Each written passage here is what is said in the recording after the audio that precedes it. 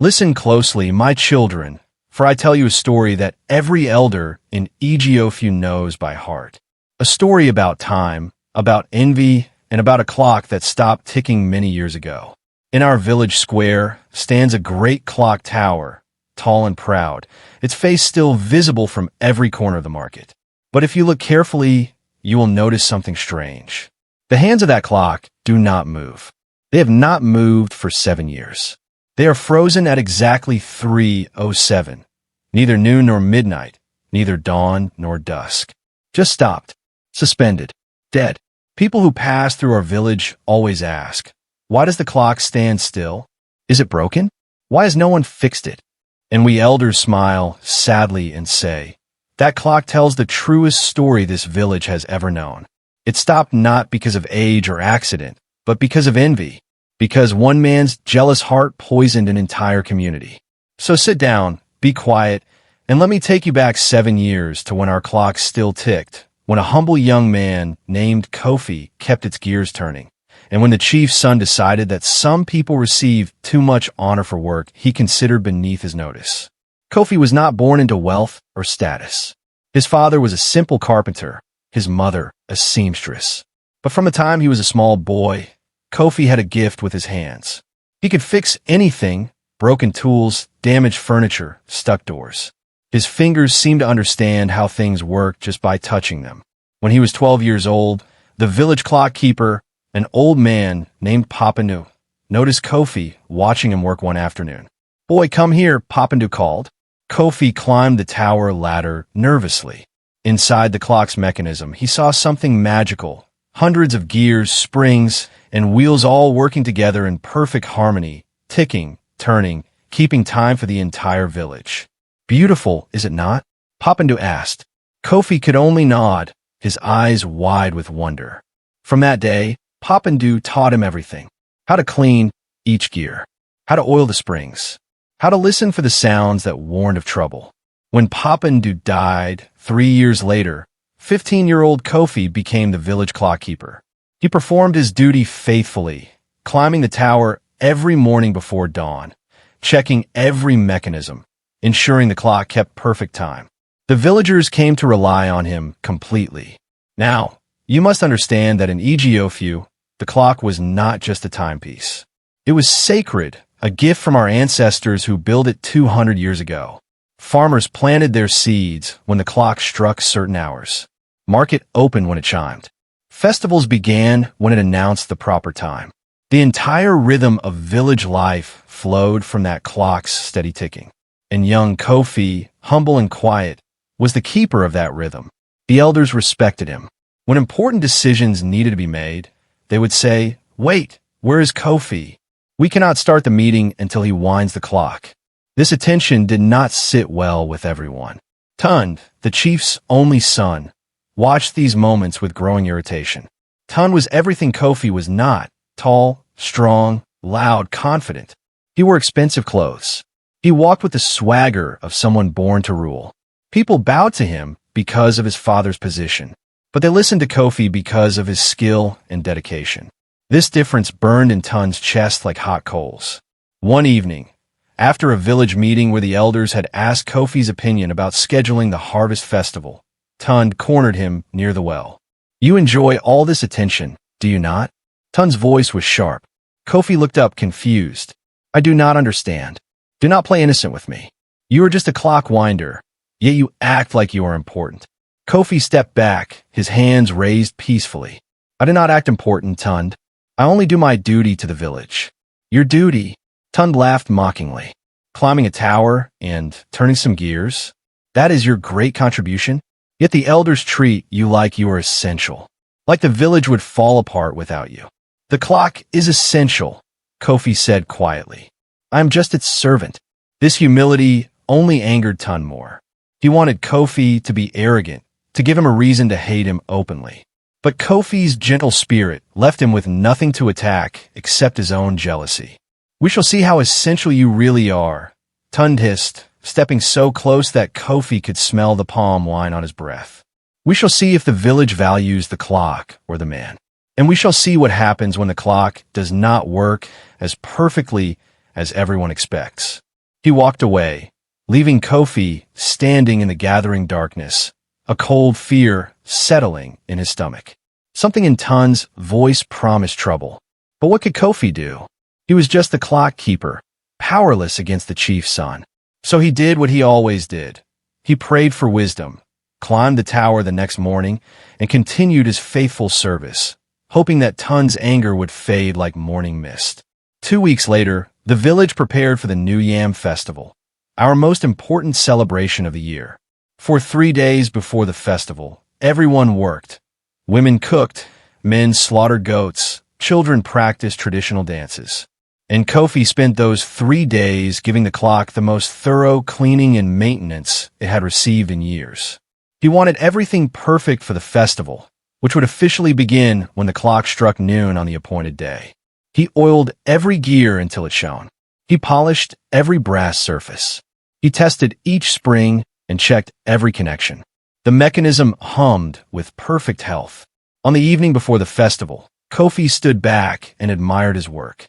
"Tomorrow will be perfect," he whispered to the clock, as if it could hear him. Then he climbed down, locked the tower door, and went home to sleep, his heart full of quiet satisfaction.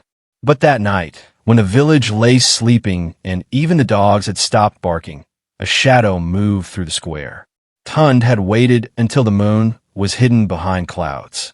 He had stolen the tower key from his father's office. Now he climbed the ladder in darkness, his heart pounding with excitement and malice. Inside the mechanism, he studied the gears by lamplight. He did not understand how the clock worked, but he knew enough to recognize important pieces. His hand closed around a small brass gear, no bigger than a coin, connecting 2 larger wheels. With shaking fingers, he pulled it free and slipped it into his pocket. The clock continued ticking, unaware that its heart had been wounded. Tund smiled in the darkness and climbed back down. The festival morning arrived bright and beautiful. The square filled with people dressed in their finest wrappers and embroidered shirts. Drummers assembled near the chief's platform. Dancers stretched and adjusted their ankle bells. Children ran between the adults, their laughter mixing with the smell of roasting meat and fresh palm wine. The chief stood on his platform, his staff of office raised high. "People of Ejiọfu," he called out, his voice carrying across the crowded square. "Let us honor our ancestors and celebrate the harvest they have blessed us with. When the great clock strikes 12, we begin." Everyone turned to face the clock tower. Kofi stood near its base, checking his pocket watch. 2 minutes to noon. His palms were sweating despite the morning coolness, though he did not know why. Then he heard it, a sound that made his blood freeze in his veins. A grinding noise, metal scraping against metal, wrong and harsh and terrible. The clock's minute hand jerked forward, stopped, jerked again desperately. The ticking became irregular, stuttered like a dying heartbeat. Then, at exactly 3:07, though it should have been noon, the great clock gave one final, grinding groan and stopped completely. The silence that followed was absolute. 500 people stood frozen, staring at the still hands. For 3 long heartbeats, no one moved, no one breathed. Then the whispers began, soft at first, growing louder, filling the square like rising water. Kofi did not wait for anyone to call him. He ran to the tower and climbed the ladder faster than he had ever climbed before, his heart hammering against his ribs. When he opened the mechanism, he saw immediately that something was wrong. A gear was missing, leaving an empty space between 2 larger wheels. But in his panic and confusion, he could not think clearly about what it meant or how it could have happened. Below, the crowd's whispers had turned to shouts. "What is happening? Is the clock broken? Is it a curse? Did we anger the ancestors?" Then one voice cut through the chaos like a blade. "It is Kofi's fault." Tund stood in the center of the square, his finger pointed up at the tower where Kofi's face appeared in the opening. His expression was perfectly crafted, shock, grief, righteous anger all mixed together. "He has broken the sacred trust. His careless hands have cursed us all." The crowd turned to stare at Kofi with eyes that had changed from respect to suspicion in a single instant. Kofi climbed down the ladder, his legs shaking. "No, something is wrong. Something is missing from the mechanism. A gear is gone. I did not. Missing. Tund interrupted loudly, stepping closer, performing for the crowd. You're the only one who touches the clock, Kofi. You are the keeper. If something is missing, then you lost it through your carelessness, or worse, you stole it. Murmurs of agreement rippled through the people. The chief stepped forward, his face grave and troubled. He looked at Kofi, and in his eyes, Kofi saw the death of trust. Kofi, your father served this village faithfully. You have served faithfully, but the clock has stopped under your care. The festival is ruined. The ancestors. He paused, unable to continue. Tund seized the moment, his voice rising with false passion. Father, you are too kind to this boy. He has shamed us before the entire village, stopped our sacred clock on the most important day of the year. He must be punished, or the curse will spread to all our homes. The crowd roared in agreement. Fear had made them cruel. Banish him, someone shouted from the back. Cast him out, cried another voice. He has cursed us. The chief closed his eyes. When he opened them again, they glistened with tears. Kofi, son of my old friend, I have no choice. You are hereby banished from Ejiọfu. You must leave before sunset and never return. May the ancestors forgive us all. The words struck Kofi like physical blows. His knees buckled and he fell to the ground, not in protest, but because his legs simply stopped working. Please, he whispered, looking up at the faces he had known his entire life. Please, let me investigate. Let me find out what happened. I can fix it. I can, but no one was listening. The crowd pressed closer, angry now, wanting him gone. Someone threw a stone that struck his shoulder. Another hit his back. He stumbled to his feet and began to run. At the edge of the village, where the forest path disappeared into shadows, Kofi stopped and looked back one final time. The clock tower stood against the bright sky, its hands frozen at that impossible time. 3:07. Not noon, not midnight, just stopped, suspended, dead. Tears streamed down Kofi's face as he stared at the clock he had loved and served faithfully. His whole life had been built around that tower, those gears, that sacred duty. Now it was all gone, destroyed by something he did not understand. But even through his grief and confusion, even through the injustice of his banishment, something inside him refused to break completely. He pressed his fist against his chest and spoke a promise to the wind, to the ancestors, to himself. The truth of 3:07 will be known, he whispered, his voice shaking but determined. I swear it on my father's grave. One day, I will return, and everyone will understand what really happened here. Then he turned and walked into the forest, carrying nothing but the clothes on his back and a heart full of grief mixed with iron determination.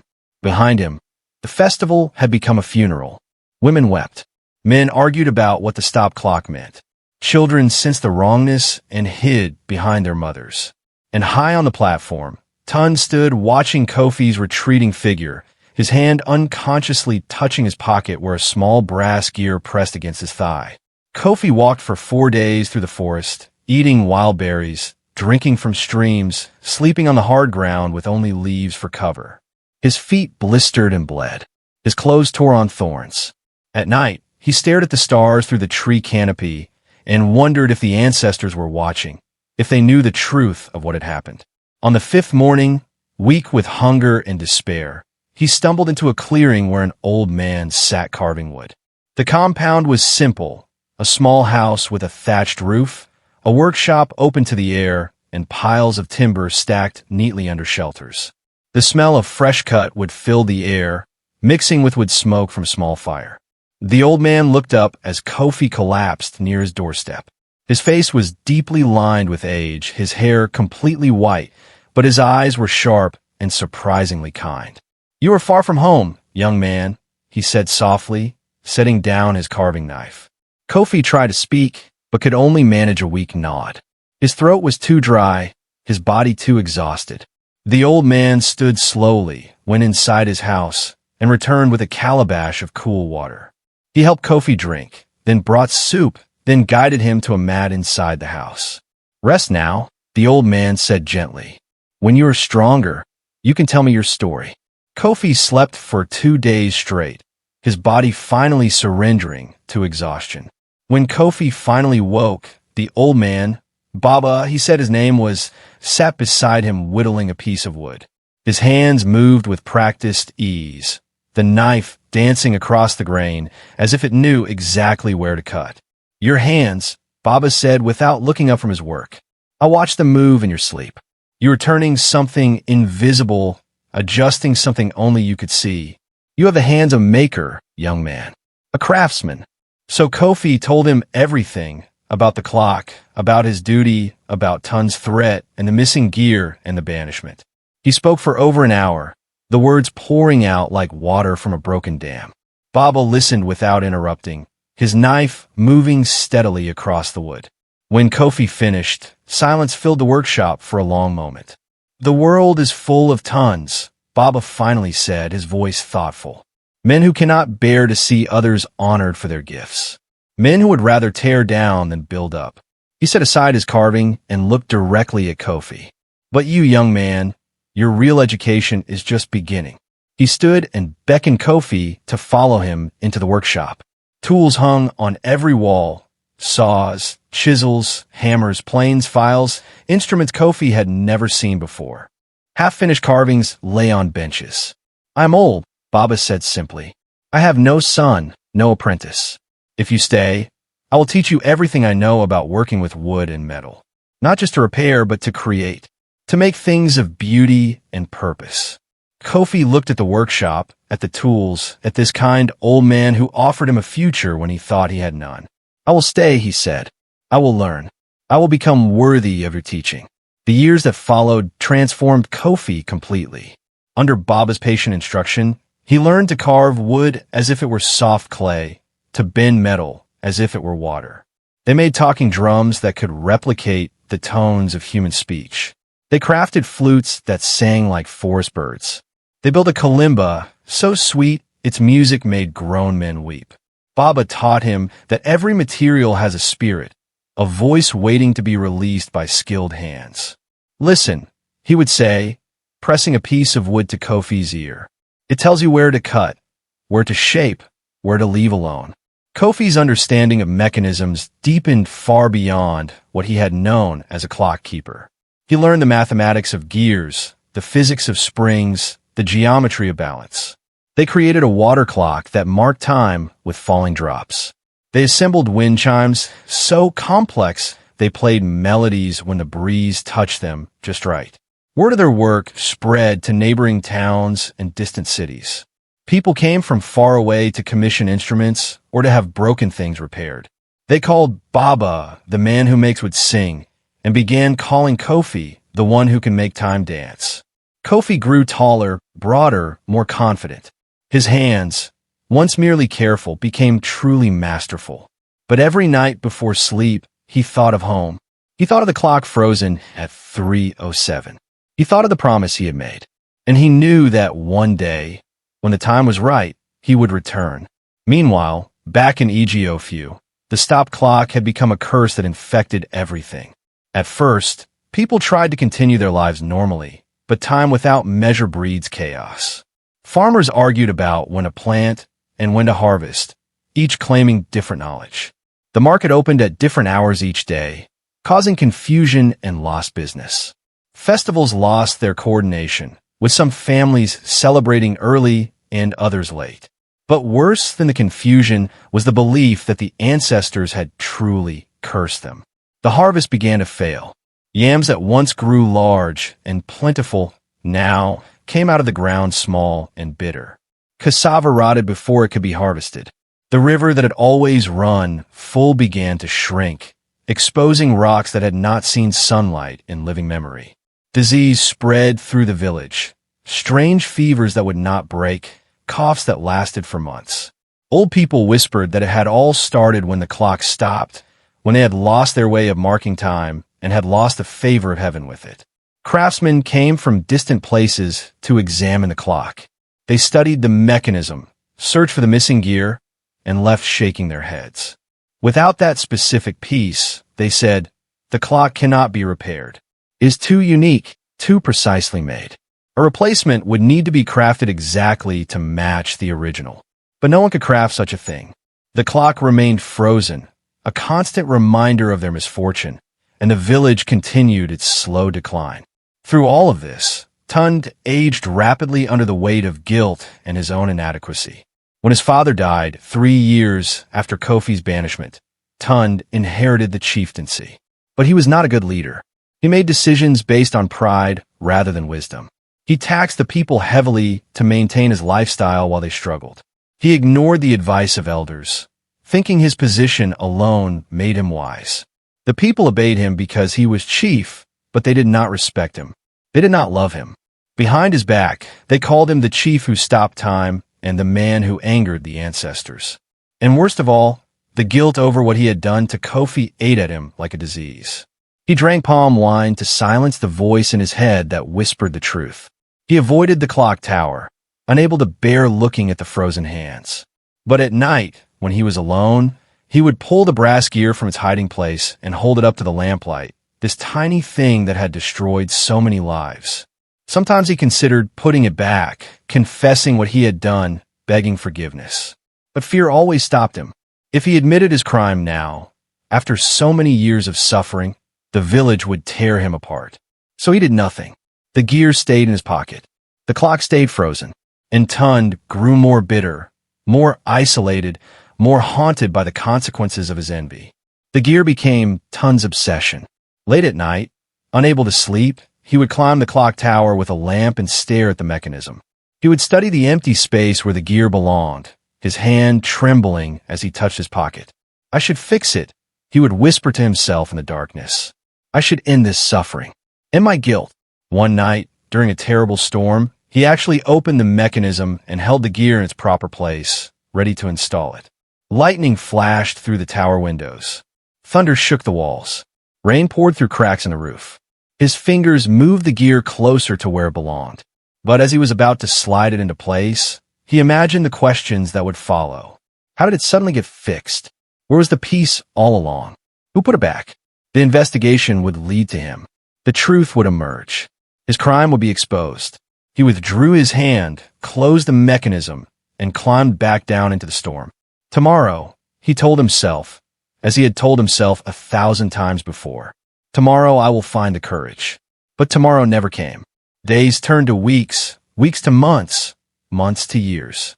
The guilt grew heavier, but the fear of exposure grew heavier still.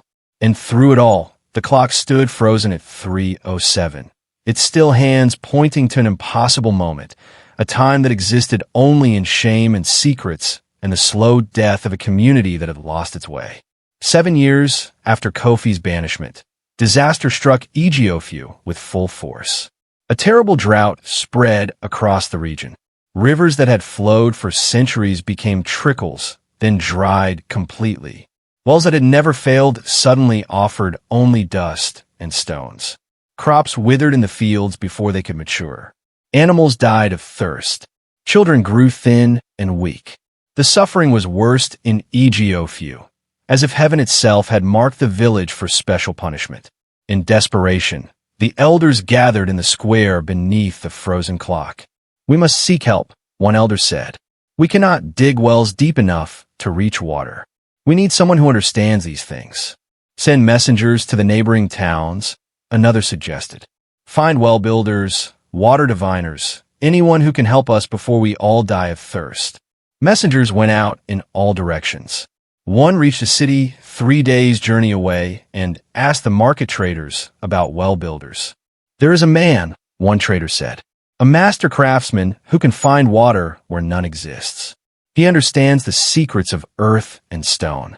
His name is spoken with respect in many places. What is his name? The messenger asked.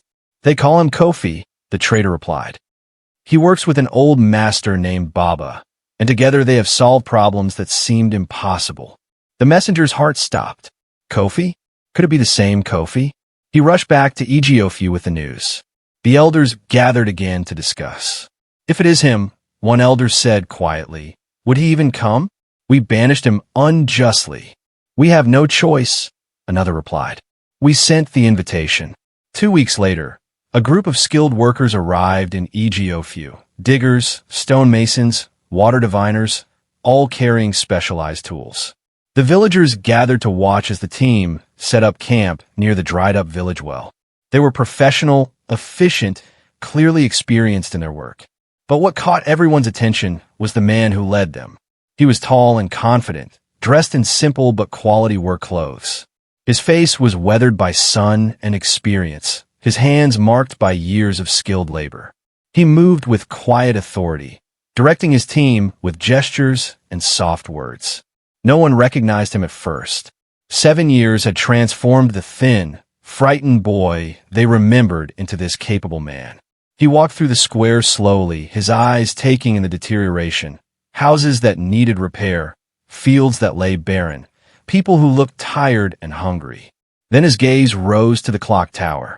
He stopped walking, stood completely still, stared at the frozen hands. 3:07, still 3:07 after all these years. The impossible time, the stop moment, the frozen lie. People noticed his attention. Why does he stare at that old broken clock? Someone whispered. One of his workers approached. Sir, should we begin surveying the land for water? But the man did not answer immediately.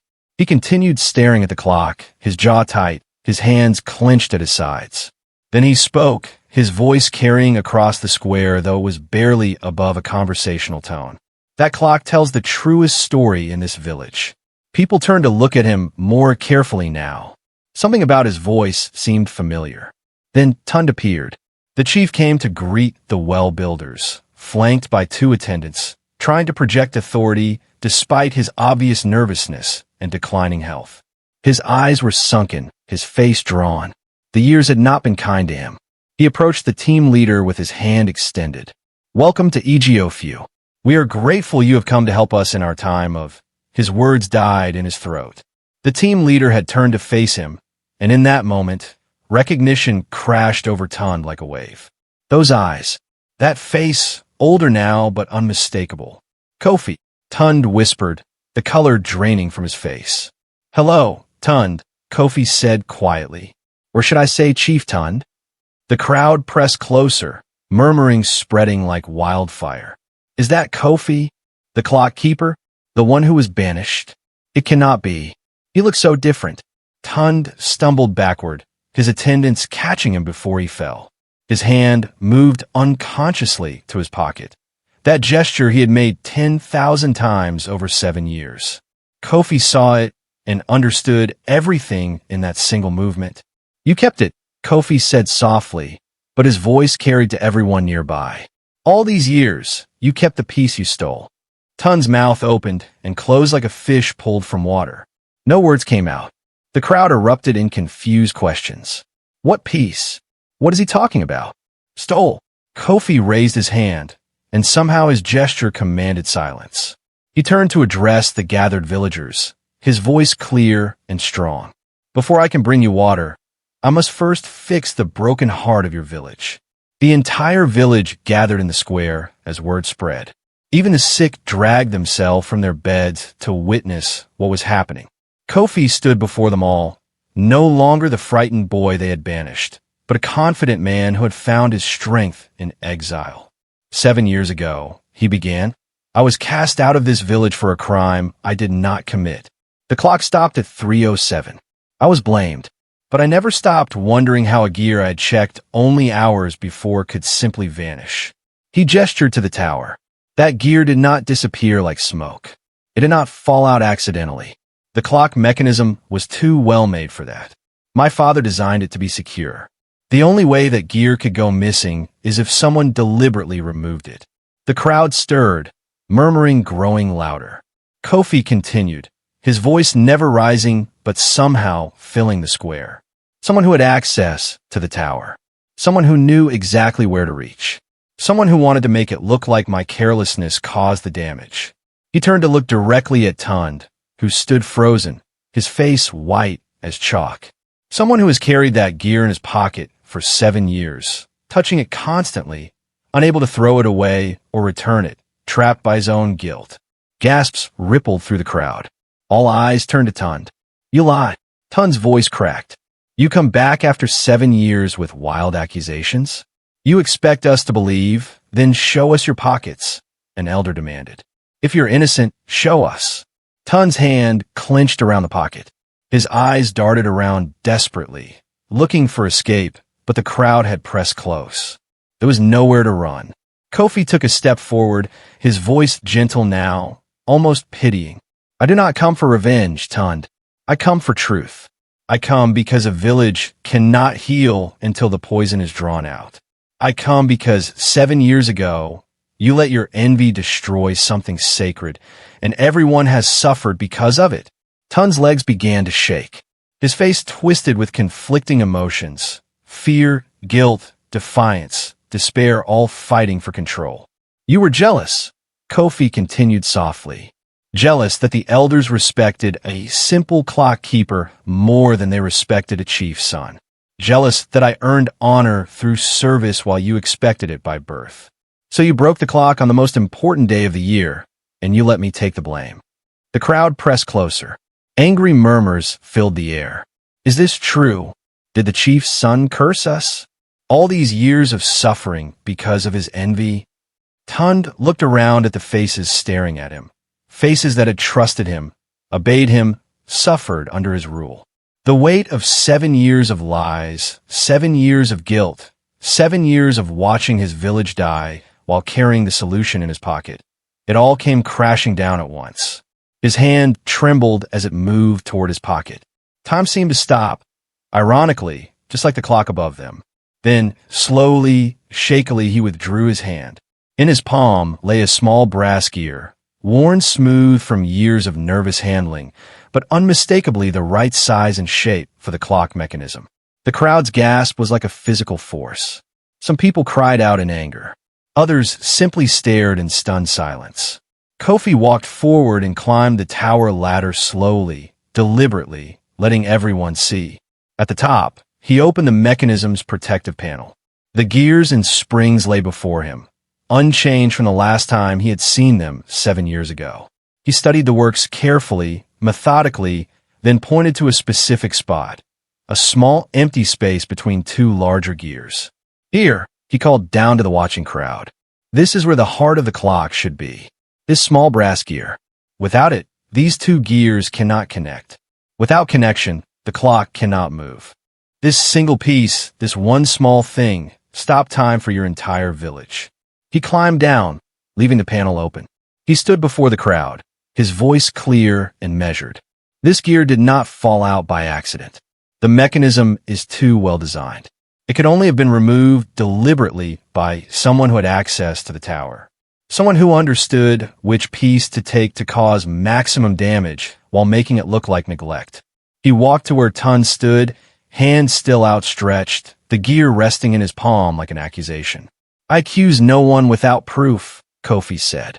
So I ask you, Tund, is this the gear that belongs to the clock? Is this what you have carried for 7 years? Tund's hand began to shake. His whole body began to shake. Tears streamed down his face. And then, as if a dam had broken inside him, he fell to his knees. The gear rolled from his palm and bounced across the cobblestones, coming to rest at Kofi's feet. Yes, Tund choked out, his voice breaking. Yes, I took it. I stole it. I broke the clock. The crowd erupted, but Kofi raised his hand again, and somehow they fell silent to hear the rest.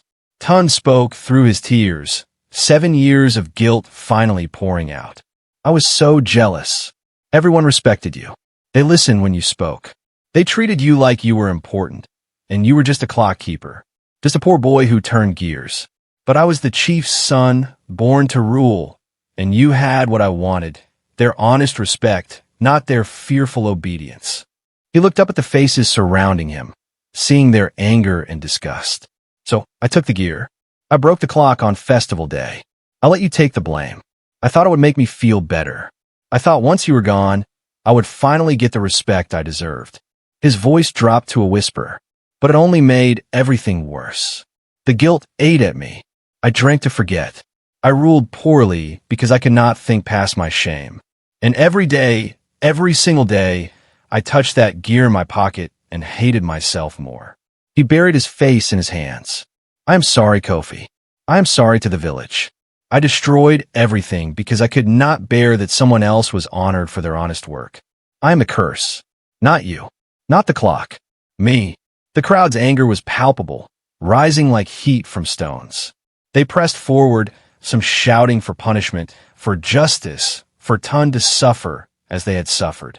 But Kofi's voice cut through the noise. Stop! Kofi's single word somehow silenced the crowd. He bent and picked up the gear, holding it carefully in his palm. Tund has lived in his own prison for 7 years, Kofi said, his voice carrying to every corner of the square. Guilt is a cruel jailer. He has suffered, perhaps more than any of us, because suffering with the knowledge that you caused it yourself is the worst suffering of all. He looked at the gear in his hand, such a small thing to have caused so much damage. The crowd watched, confused. What was he going to do? Kofi walked to the tower and climbed halfway up the ladder. He can install the gear right now. He could fix the clock, set it moving again, restore what had been broken. Everyone expected it. But Kofi had learned something important during his years with Baba.